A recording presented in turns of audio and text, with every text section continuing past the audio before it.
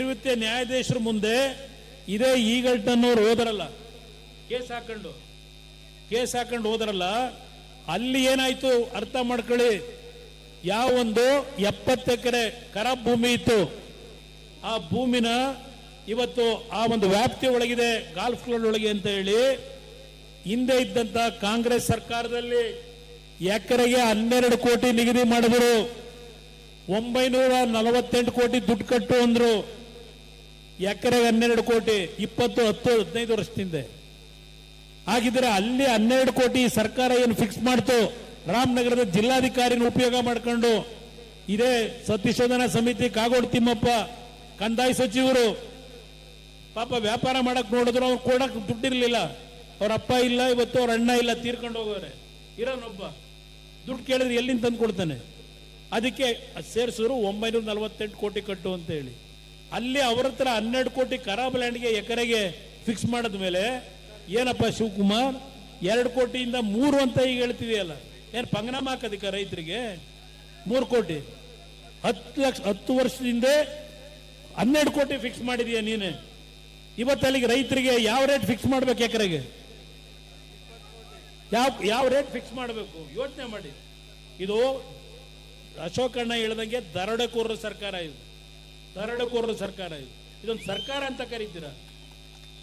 ಇವತ್ತು ಮಂತ್ರಿ ಆಗೋದಿಕ್ಕೆ ನಾನು ಹೇಳೋದಲ್ಲ, ಆ ಪಕ್ಷದ ಶಾಸಕರುಗಳು ಮಂತ್ರಿ ಆಗದೇ ಇದ್ದರು, ಹಿಂದೆ ಮಂತ್ರಿ ಆಗಿದ್ದಾರೆ ಹೇಳ್ತಾರೆ. ಏನ್ ಮಾಡೋದು?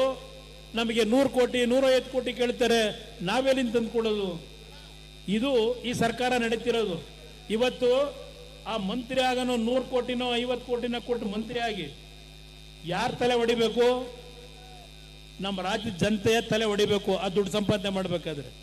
ಇದು ನಡೀತಾ ಇರ್ತಕ್ಕಂಥದ್ದು. ಅದರಿಂದ ಈ ಹೋರಾಟ ಇವತ್ತು 2 ಪಕ್ಷಗಳು ಸೇರಿ, ಅಶೋಕ್ ಅವರು ಇವತ್ತು ನಮ್ಮ ಜೊತೆಯಲ್ಲಿ ಸಾಂಕೇತಿಕವಾಗಿ ಮತ್ತು ಹಲವಾರು ನಮ್ಮ ಬಿಜೆಪಿ ಸ್ನೇಹಿತರುಗಳು ಇದ್ದೀರಿ. ಇವತ್ತು ಒಟ್ಟಾಗಿ ಇಂಥ ಒಂದು ಬ್ರಹ್ಮಾಂಡ ಭ್ರಷ್ಟಾಚಾರದ ಸರ್ಕಾರವನ್ನು ಕಿತ್ತೊಗಿಲಿಕ್ಕೆ ಇವತ್ತಿನಿಂದ ಬೈರಮಂಗಲದ ನನ್ನ ತಾಯಂದರು ಯಾವೊಂದು ನಿರಂತರ ಹೋರಾಟ ಮಾಡಿದ್ದೀರಿ. ನೀವು ಈ ಒಂದು ಫೌಂಡೇಶನ್ ಹಾಕಿದ್ದೀರಿ, ಬೈರಮಂಗಲ ಭಾಗದ ನನ್ನ ತಾಯಂದರು ಸಹೋದರಿಯರು. ಈ ಫೌಂಡೇಶನ್ ಅಷ್ಟು ಸುಲಭವಾಗಿ ಈ ಸರ್ಕಾರ ಕೆಡವಲಿಕ್ಕೆ ಸಾಧ್ಯ ಇಲ್ಲ. ಮುಂದಿನ ದಿನಗಳಲ್ಲಿ ರೈತ ಪರವಾದಂತ ಈ ನಾಡಿನ ಹಲವಾರು ಸಮಸ್ಯೆಗಳಿಗೆ ಪರಿಹಾರ ತರತಕ್ಕಂತ ಒಂದು ದಿನವನ್ನ ಕಾಣತಕ್ಕಂಥದಕ್ಕೆ ಇವತ್ತಿನ ಪಾದಯಾತ್ರೆ ದಿಕ್ಸೂಚಿ ಆಗ್ತದೆ. ಹಲವಾರು ಭಾಗದಿಂದ ಬಂದಿದ್ದೀರಿ, ಸಾಲ ತಡ ಆಗಿದೆ, ಕ್ಷಮಿಸಬೇಕು ನಿಮಗೆ. ಪಾದಯಾತ್ರೆಯನ್ನು ಶುರು ಮಾಡಿ ಏನು ಕೊನೆಯ ಘಟ್ಟಕ್ಕೆ ನಾವು ಹೋಗಬೇಕಾಗಿತ್ತು, ಇವತ್ತಿನ ದಿನ ಅಲ್ಲಿ ಹೋಗ್ತಕ್ಕಂಥದಕ್ಕೆ ನಿಮ್ಮೆಲ್ಲರ ಸಹಕಾರ ಕೊಡಿ. ಎಲ್ಲಾ ನನ್ನ ಪಕ್ಷದ ಹಲವಾರು ಭಾಗದಿಂದ ರಾಜ್ಯದಿಂದ ಬಂದಿರತಕ್ಕಂಥ ಎಲ್ಲ ನನ್ನ ಅಣ್ಣ ತಮ್ಮಂದರು, ಹಿರಿಯರು, ನನ್ನ ಸಹೋದರಿಯರು, ತಾಯಂದರು ಎಲ್ಲರಿಗೂ ಮತ್ತು ನನ್ನ ಬೈರಮಂಗಲ ಭಾಗದ 8 ಗ್ರಾಮದ ನನ್ನ ರೈತ ಹೋರಾಟಗಾರ ಮಹಿಳೆಯರು, ತಾಯಂದರು ಎಲ್ಲರಿಗೂ ನಾನು ನನ್ನ ಕೃತಜ್ಞತೆಗಳನ್ನ, ಅಭಿನಂದನೆಗಳನ್ನ ನಿಮಗೆಲ್ಲ ಸಲ್ಲಿಸಿ ಈ ಒಂದು ಪಾದಯಾತ್ರೆಯನ್ನ ಪ್ರಾರಂಭ ಮಾಡೋಣ ಅಂತ ಹೇಳಿ ನಿಮ್ಗೆ ಹೊಂದಿಸಿ 2 ಮಾತು ಮುಗಿಸ್ತೇನೆ.